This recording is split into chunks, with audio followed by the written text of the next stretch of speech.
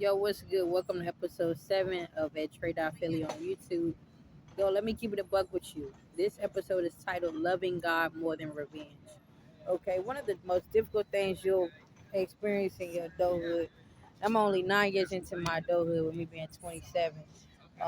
Is being harmed, hurt, or betrayed by people you love deeply, especially friends and family, and having a deep personal relationship with God where you have no desire to get them back, but you are also black and you're also maturing in Christ, and you do have the will to plot their suffering. You know what I'm saying? Like it might not be full blown revenge. Like for instance, this is not something I've been through, but let's just say you were in a relationship and um, your partner cheated with your best friend.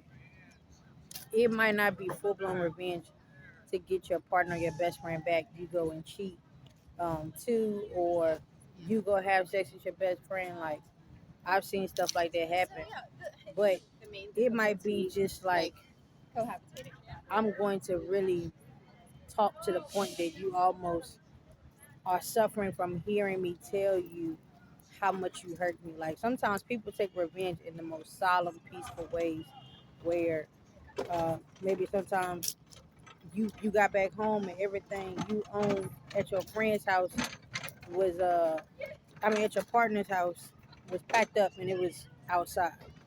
You know what I'm saying? Maybe they just asked one time, where were you or were you cheating? And as soon as they found out, they already cut your phone bill off and they already packed all your stuff up. They already called your mom and told them that your stuff was outside your mom's house and they took their key back and you was out their life. Revenge sometimes looks agonizing to the person who first caused the pain or started the war. You know what I'm saying? When some people take the time to get revenge on people and they want people to know, yeah, I got them back. Sometimes it is agonizing how much they suffer, how much the person who harmed the person first suffers under that person's mercy or mercilessness. Like they're not merciful, they're merciless. So, for instance, black women who have been through a lot, I'm just gonna be honest, they have a breaking point, especially in America, where they are ready to get you back, especially when you played on their goodness or their love for you. They will be ready to plot almost your death or your suffering to the point you'll question why God allowed them to have so much free will. But the same can be said for a black male who might be your grandchild or your son, and they had pure intentions towards you, and you all knew you were close, and you took the time to blind them in the spirit or do them dirty, and they didn't know. Their willingness to go out their way to show you sometimes their manhood, it could almost feel like I don't know when he's going to stop. You know what I'm saying?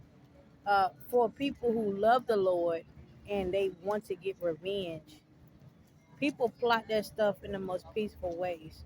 I have seen business owners lose their business um, due to a partner stabbing them in the back while they were doing business in a difficult season.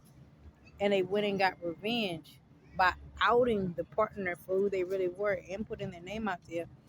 And then destroying the business partner's credibility, meaning uh, that the business partner, their character is out and they are not a credible business owner. So you wouldn't do business with them. You wouldn't go buy their products and services. You wouldn't try to get to know them. You know what they look like, how long they've been in business.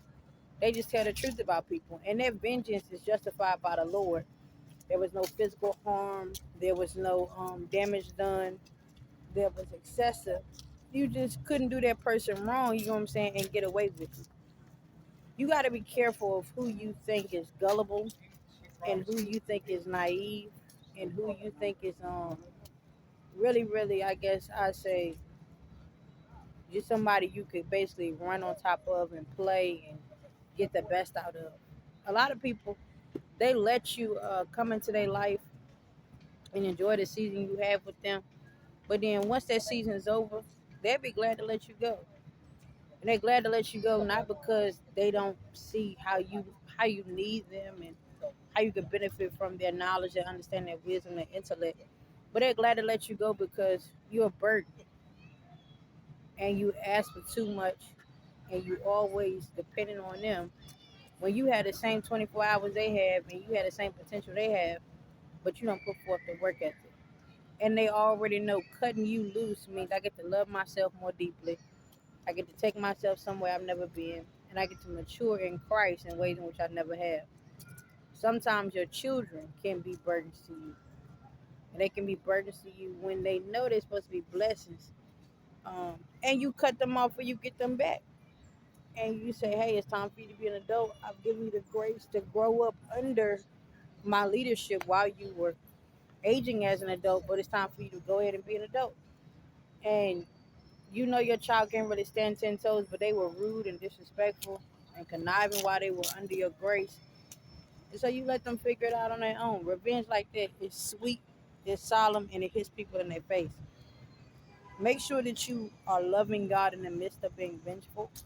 And one of the most beautiful ways to get away with vengeance is to teach people a lesson. I love you. I hope this helps. Talk to you later.